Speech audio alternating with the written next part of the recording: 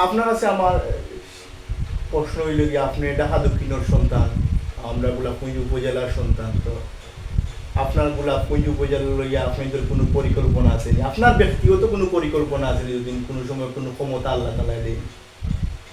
না, যদি ইসলামী রাষ্ট্র হয় তে বন্টন হিসাবে রাষ্ট্রীয়ভাবে যেগুলো আমরা পাইমু এগুলো আমরা সমানভাবে সবর দ্বারা তুলতে গেলে আমরা আত্মসাৎ করার চেষ্টা করতাম না, এটা মানুষও জানে। যেমন বিগত দিনে ওই যে আমরা ঢাকা দক্ষিণ ইউনিয়নও আমরা একজন কর্মী চেয়ারম্যান মানে গিয়ে দিছিলাম। এই ঢাকা দক্ষিণ ইউনিয়নের মাঝে হইতে পারতো না যে চেয়ারম্যানের গোমর বস্তা চুরি করছে, চেয়ারম্যানের রাস্তার টাকা মারিয়া খাইছে, তারে চকিয়া মারিয়া মেম্বার হলে খাই দিছল, বাটপার হলে খাইছল, কিন্তু তার কোনো নজির নাই যে একটা টাকা খাইছে বলে।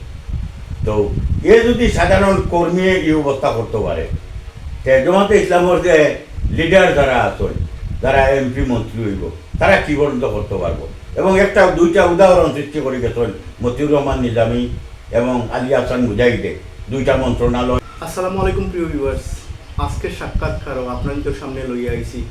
আমরা সিলেট ও বিভাগের একজন জনপ্রিয় রাজনীতিবিদ এবং বিভিন্ন সামাজিক সংগঠনের লগে জড়িত একজন মানুষ, যার সাক্ষাৎকার শুনলে আপনারা অনেক কিছু জানতে পারবা, অনেক কিছু বুঝতে পারবা। সো আজকের ভিডিওটা বেশি বেশি করে শেয়ার করুক, কমেন্ট বক্সও আপনাদের মতামত জানাক। আসসালামু আলাইকুম। ওয়ালাইকুম সালাম রহমতুল্লাহ বারাকাতুহু। ভালো আছেন? ভালো, আলহামদুলিল্লাহ। আপনি দর্শকের উদ্দেশ্যে আপনার শর্ট করিয়া আপনার পরিচয়টা দেখবা। আমার নাম মোহাম্মদ আব্দুল মালিক, আমার বাড়ি ঢাকা দক্ষিণ দত্তরাজ মিশ্রপাড়া গ্রাম, আর আমার পিতার নাম মোহাম্মদ কুদরত আলী, মরহুম কুদরত আলী। আমি জামাতে ইসলাম সংগঠন করি, আর বর্তমানে বাংলাদেশ শ্রমিক কল্যাণ জামাতে ইসলামের অঙ্গ সংগঠন শ্রমিক কল্যাণ ফেডারেশন গোলাপগঞ্জ উপজেলার সহসভাপতি এবং সিলেট দক্ষিণ জেলার রিক্সা ট্রেড ইউনিয়নের শ্রমিক সভাপতির দায়িত্বে আছি।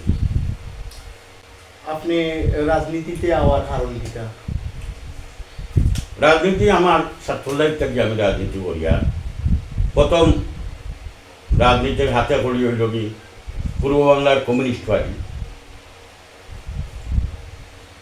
যখন পাকিস্তান আমলো নিষিদ্ধ সংগঠন আছে, তখন হাই স্কুল থেকে আমরা এইটার হাতে করি হয়েছি পূর্ব বাংলার কমিউনিস্ট পার্টি।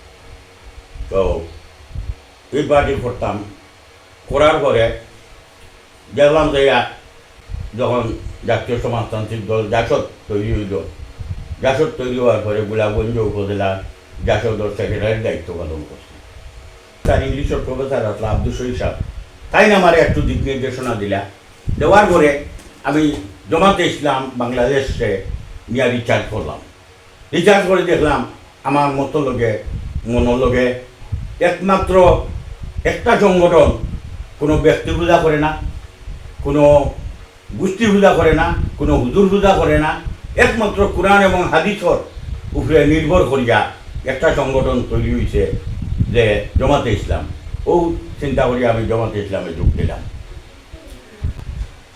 আসসালামু আলাইকুম প্রিয় ভিউয়ার্স, আজকের সাক্ষাৎকারটা আপনারা দেখরা, কে কোন জায়গা থেকে দেখরা কমেন্ট করিয়া জানাইয়া যাইবা। আমি কোনো রাজনৈতিক দলকে প্রমোট করিয়া না, আমি চেষ্টা করি আর আপনাদের সামনে আপনারা আমাদের এখানে যারা বয়োজ্যেষ্ঠ মুরব্বী হল আছেন তারা কথা তুলিয়া ধরুন, আপনারা আপনাদের মতামত কমেন্ট বক্সে জানাইয়া যাইবা। আমার রিকোয়েস্ট থাকলো আজকের ভিডিওটা আপনারা বেশি বেশি করে শেয়ার করবা। তো আপনার কাছে আমার নেক্সট প্রশ্ন, আমরা বিভিন্ন মিডিয়ার মাধ্যমে দেখতে পাই, বিভিন্ন টক শোতে দেখি যে বামপন্থী যে দলগুলো আছে দাবি করে যে জামাত একটা সন্ত্রাসী দল, জামাত একটা জঙ্গলি সংগঠন। এই বিষয়ে আপনি জামাতের একজন কর্মী হিসাবে কি তা কইবা? এটা ভুল। এটা গদবান্ধা কিছু প্রথা আছে, ওই হিসাবে তারা কয়, কিন্তু জামাতে ইসলামের রোগ কাটে, হাতর রোগ পাওয়ার রোগ কাটে। আপনি দেখো কাছে এই সিলেট খুঁজাইয়া কোনো জায়গা দেখছেন যে এইরকম করতে। জামাত জঙ্গি সংগঠন নয়, জামাত একটা আদর্শ ইসলামী সংগঠন। প্রিয় ভিউয়ার্স, আজকে সাক্ষাৎকারটা খুবই প্রাণবন্তর। আজকে আপনাদের সামনে যে অতিথি লই আইছি আমরা গোলাপগঞ্জ বিয়ানীবাজারের গর্ব বিশিষ্ট রাজনীতিবিদ, যুগে যুগে বিভিন্ন দলের লগে তাই রাজনীতি করি আইছেন। খুবই তথ্যবহুল কথা আপনারা শুনতে পারা। যে যেখান থেকে দেখরা আজকের ভিডিওটা বেশি বেশি করে শেয়ার করিয়া দিবা, কমেন্ট করবা।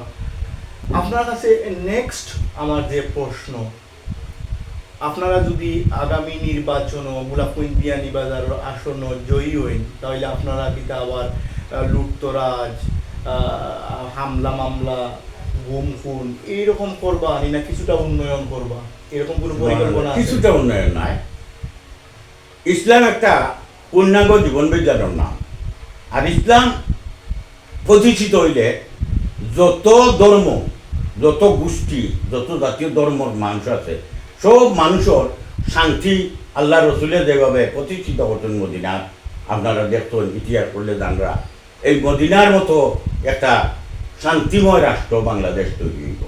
সন্ত্রাস থাকতো নাই, দুর্নীতি থাকতো নাই, ঘুষ থাকতো নাই, চরিত্রহীন মানুষের শৈলাভ হইতো নাই, চরিত্রবান মানুষের শৈলাভ হইব বাংলাদেশের।